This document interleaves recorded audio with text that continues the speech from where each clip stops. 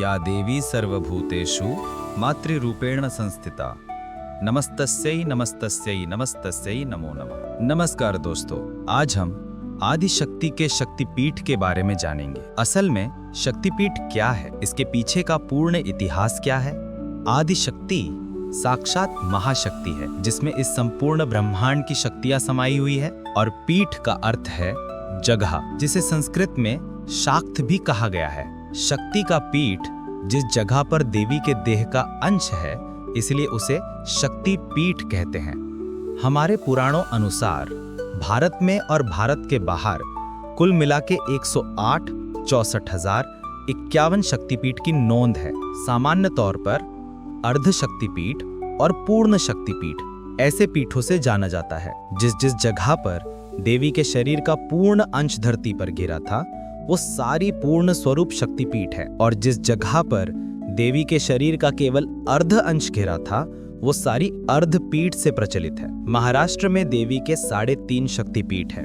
करवर निवासिनी कोल्हापुर की अंबाबाई, तुळजापुर की माँ तुळजा भवानी, माहुरगढ़ की आदिमाया रेणुका माता, ये सारी पूर्ण पीठ है। और वणी की सप्तशृंगी माता ये अर्ध पीठ है। ऐसे मिला के 3.5 शक्तिपीठ की धारणा बन गई। किंतु ये सारे शक्तिपीठ आखिर में निर्मित क्यों हुए थे? किस घटना के चलते ब्रह्मांड में ऐसी उथल पुथल मची थी कि आदिशक्ति की शक्ति को इन विभिन्न टुकड़ों में विभाजित होना पड़ा था? ये बात है उस यज्ञ की जो दक्ष प्रजापति ने अपने विशाल महल में आयोजित किया था। ब्रह्मदेव पुत्र दक्ष प्रजापति ने इस यज्ञ में सारे देवताओं को, राजा महाराजाओं को तथा ऋषियों को भी आग्रह से आमंत्रित किया था। किंतु दक्ष प्रजापति ने अपनी ही पुत्री देवी सती और उनके पति कैलाशपति महादेव को जानबूझ के नहीं बुलाया था। दरअसल देवी सती ने अपने पिता के मर्जी के विरुद्ध जाकर महादेव के साथ विवाह किया था। महादेव शमशान में रहते थे और एक सन्यासी रूप होने के कारण प्रजापति दक्ष विवाह से सख्त विरुद्ध थे।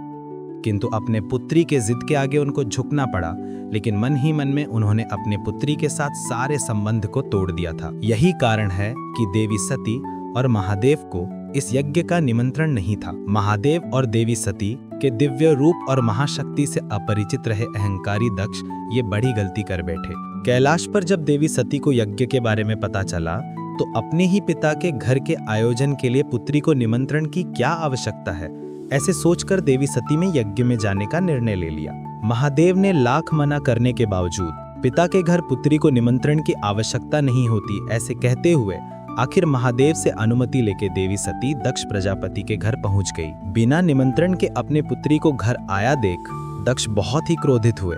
इस क्रोध में ही उन्होंने देवी सती को सारे परिजनों के सामने प्रताड़ित करना शुरू कर दिया। अपने ही पिता के एक एक शब्द देवी सती के मन को घायल कर रहे थे।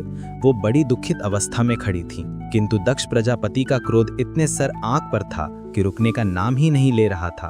तभी उन्होंने एक दूसरी बड़ी गलती कर दी। दक्ष प्रजापति ने अब महादेव का अपमान करना शुरू कर दिया। जैसे ही अपने पिता के मुख से अपने पति के लिए अपशब्द सुने, तो अत्यंत क्रोध से देवी सती के अंदर छुपी अर्धांगिनी आदिमाया शक्ति के रूप में प्रकट होने लगी। महादेव और सती ये अर्धनारी नटेश्वर हैं, इसका भी आभास दक्ष प्रजापति को न था। अपनी पुत्री ही स्वयं आदिमाया शक्ति है, ये भी दक्ष प्रजापति पहचान ना सके। देवी सती के सहन शक्ति का अंत हो गया और कुछ क्षण के लिए उन्होंने आदिमाया का प्रचंड रूप धारण किया। अति दुख और क्रोधित हुई देवी सती ने दक्ष प्रजापति को उनके सारे गलतियों का प्रत्युत्तर दिया। किंतु उसी समय अपने पति महादेव की बात ना सुनकर यज्ञ में आने की भूल का गहरा पश्चाताप भी हुआ। और दूसरे ही क्षण देवी सती ने सामने जल रहे उसी अग्निकुंड में खुद को भस्म कर दिया। पूरी घटना का आभास कैलाश पर बैठे महादेव को जैसे ही हो गया, महादेव अपने पत्नी को खोने के दुख से छलनी छलनी हो गए। उनकी आंखें आंसू से लाल तप्त हो गईं। अभी वो किसी के भी ईश्वर नहीं थे, ना ही कैलाशपति थे। वो थे केवल देवी सती के विरह में डूबे नटेश्वर। महादेव के इसी दुख ने कुछ ही पलों में क्रोध का रूप ले लिया। उन्होंने अपनी एक जटा उखाड़कर उससे वीरभद्र का निर्माण किया और उसे प्रजापति दक्ष को मारने आदेश दे डाला।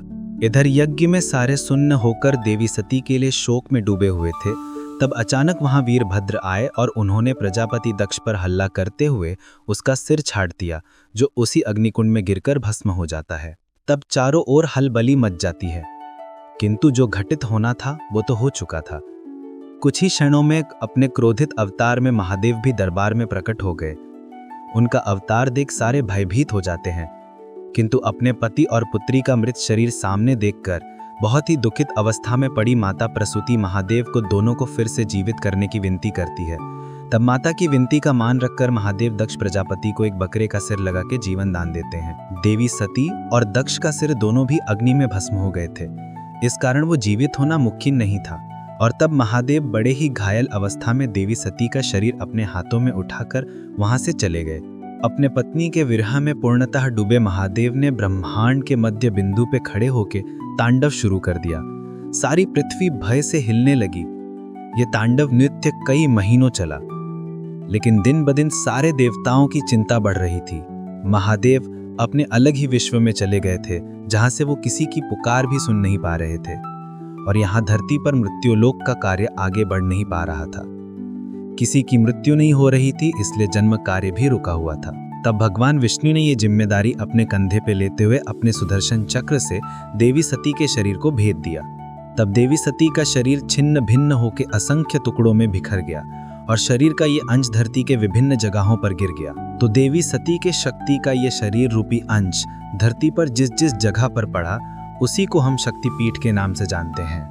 ये सारे शक्तिपीठ संसार के अंत तक अलग अलग देवियों के रूप से पवित्र मंदिरों में बस गए। ये सारे जागृत स्थान हैं जो आदि माया भगवती के अस्तित्व का प्रतिबिंब है। महादेव ने इस पीठ के रक्षण करने हेतु हर मंदिर के बाहर काल भैरव को द्वारपाल के रूप में नियुक्त किया और खुद फिर से अपने वैरागी अवस्था में घोर तपस्या के लिए चले गए। इसलिए देवी के मंदिर के बाहर हमें काल भैरव का छोटा सा मंदिर देखने को मिलता है। तो दोस्तों, ये कथा केवल शक्तिपीठ की नहीं है, किंतु देवी सती और महादेव के एक दूजे के लिए प्रेम, समर्पण और सम्मान का प्रतीक है। देवी के अंश के नाम से देवी का नाम तथा कार्य प्रचलित हुआ। भारत और भारत के बाहर देवी के कौन से अंश गिरे थे और उसके ऊपर देवी का क्या नाम पड़ा, ये सब जानेंगे हमारे अगले वीडियो में।